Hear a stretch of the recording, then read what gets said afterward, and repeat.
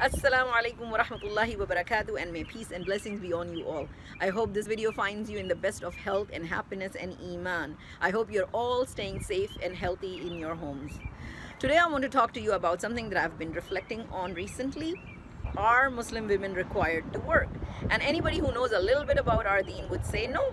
And alhamdulillah, this is a mercy from Allah subhanahu wa ta'ala that He has not required us, not obligated us to work and provide for our families, right? But the next question is, what if a woman wants to work even if she is not required to?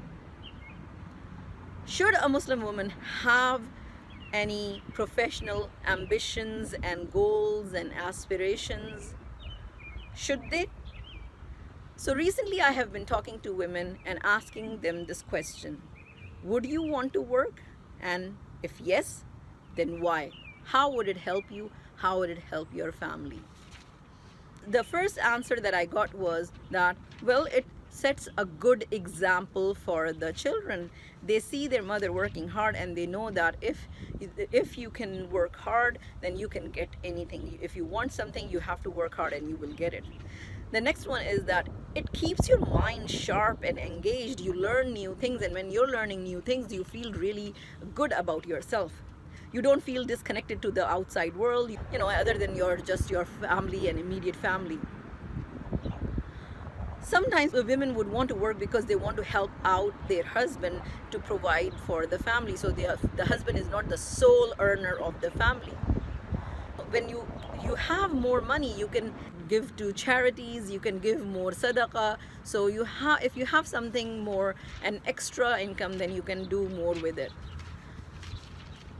Sometimes women would want to help out some family members who are probably not financially well off, and this sometimes is a little bit awkward and embarrassing for women to ask their husband to help their family, because he has his own family to help. So if you have some extra income, then it's your income, it's your money, and you can use it to help out family members.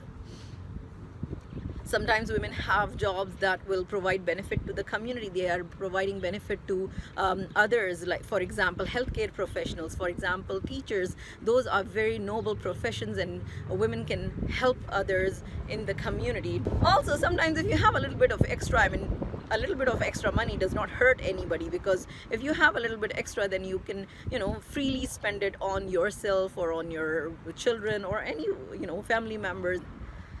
The other is, sometimes a woman might not have men in her family who can take care of her, meaning they might not have a husband, or they might not have brothers, or their father might not be in a situation where that he can work. He's probably old. And when I think of that, I always think of the two women from Madian who were out with their sheep and trying to get the sheep some water when Musa alayhi salam sees them and helps them out.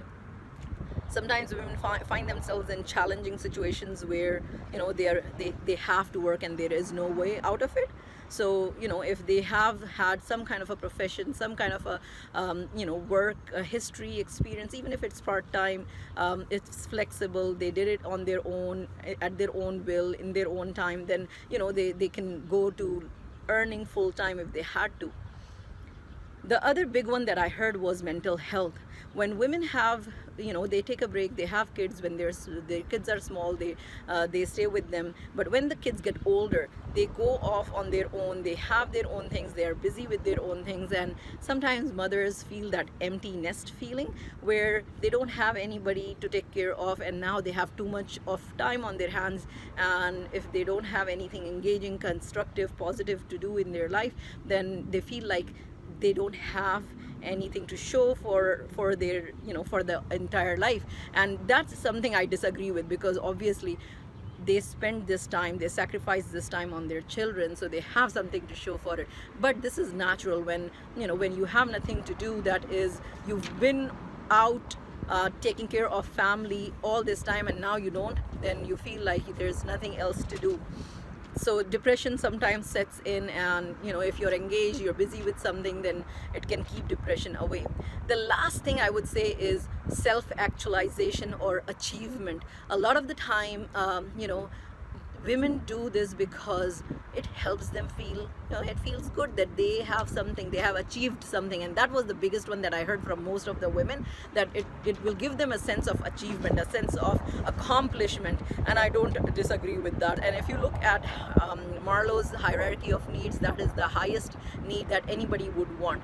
And lastly, I would say, sometimes Allah subhanahu wa ta'ala has written that it would be through your hands that that good work will be done. Maybe you are a researcher and you are the one who will find that cure. Maybe you are the one who will find that something important that the world is looking for. So Allah subhanahu wa ta'ala might have written it for you, and He has given you that wisdom, that knowledge, and that potential. So use your potential.